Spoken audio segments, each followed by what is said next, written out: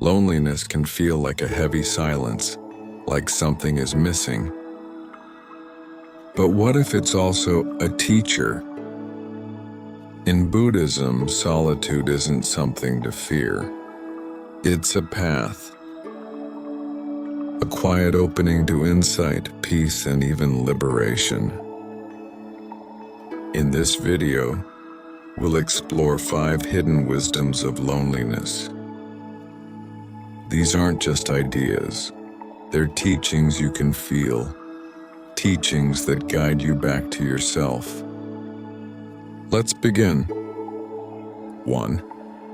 Loneliness reflects the mind. It is a mirror.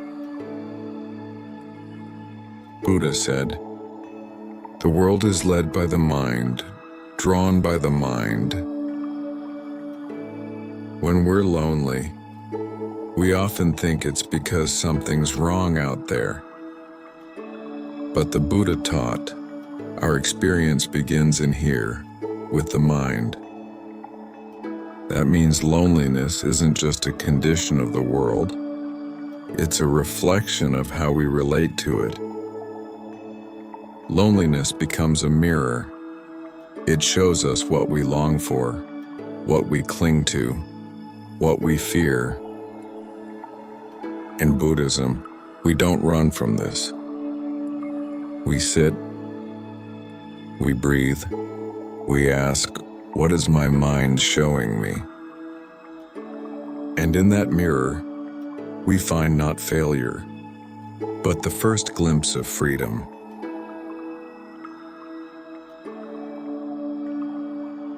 2. When aloneness becomes solitude, it becomes noble. Buddha said, "Not by birth is one noble, but by conduct, wisdom, and solitude." Being alone isn't the same as being abandoned. Buddhist monks often seek solitude, not to escape the world, but to understand it more deeply. Chosen aloneness becomes noble. It becomes a retreat, a quiet container for clarity. You don't shut people out. You stop needing them to fill the silence for you. And here's the shift. When no one else is around, that's not a failure. It becomes an opportunity. Even brief moments of solitude can be a path to inner peace. That's when freedom begins. 3. Letting go softens the ache and the clinging. Buddha said, "From craving arises suffering." Loneliness hurts, not just because we're alone, but because we cling to the idea that we shouldn't be alone. We crave attention, closeness, and belonging. We tell ourselves, if someone were here, I'd feel whole. But Buddhism teaches us to loosen that grip, to feel the ache without being ruled by it. Craving isn't weakness, it's a signal. And when we observe it with awareness, it begins to soften. Letting go isn't cold. It's choosing to trust this moment more than the fantasy of another one. And in that trust, peace quietly begins to grow.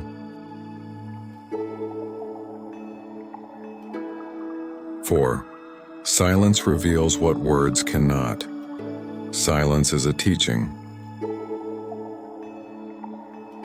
Buddha said, "In silence, the mind settles like still water." The Buddha often praised noble silence, especially in meditation or when words were not needed, but not in poetic imagery. He sometimes taught without words, not because he had nothing to say, but because some truths can only be heard when the noise of the world fades. In silence, the mind begins to settle, the heart softens, insight arises. Loneliness can return us to that silence, not as punishment, but as invitation. This is noble silence, not empty, but full, a quiet well where wisdom waits to rise. So sit, breathe, listen. Let the stillness speak what words cannot.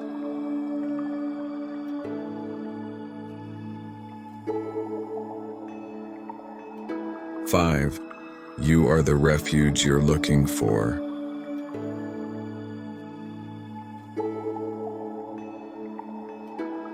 Buddha said, "Be a lamp unto yourself. Take refuge in the Dhamma." The Buddha's final advice wasn't to follow him, but to trust your own inner wisdom and to live by the truth. No one can walk your path for you. No one can fill the place in your heart that is calling out. But that's not hopeless. That's powerful. Loneliness reminds us to come home, not to someone else, but to ourselves. To the Dhamma or the truth, to the breath. The Buddha didn't say follow him. He said, be your own guide. So light the lamp, not to chase away the dark, but to remember that you are the light. You've just heard 5 truths about loneliness, not as a problem to escape, but as a path to understanding. Loneliness isn't easy, but in Buddhism, it can become sacred ground where wisdom takes root. We've seen how loneliness reflects the mind, how chosen solitude becomes noble, how clinging creates suffering, how silence becomes sacred, and how the refuge we seek is already within. These are not just teachings to think about, they're truths to feel, to live. So if you find yourself alone today, try not to rush toward distraction. Instead, pause, breathe. You're not broken. You're being shown the way home. Let's take a moment now to sit with that. Bring attention to the breath, just as it is. Inhale, exhale. Let the breath be your anchor. Then observe the mind. Notice, what stories arise in solitude? What are you clinging to? Can you let them come and go like clouds? You don't need to change the moment. Just meet it with awareness. This is insight. This is the Dhamma in motion. This is the quiet seeing. Practice this daily. End this reflection with a gentle metta meditation to yourself. May I be safe. May I be peaceful. May I find refuge in my own heart. If the mind wanders, return to the breath. If emotions rise, hold them kindly. And as you sit here alone yet whole, remember you are your own refuge. The Dhamma lives in your awareness. The path begins right here.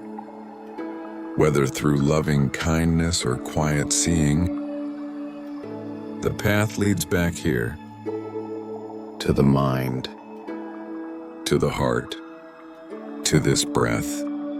Now, use the next 20 minutes for gentle meditation. focusing on loving kindness and quiet seeing.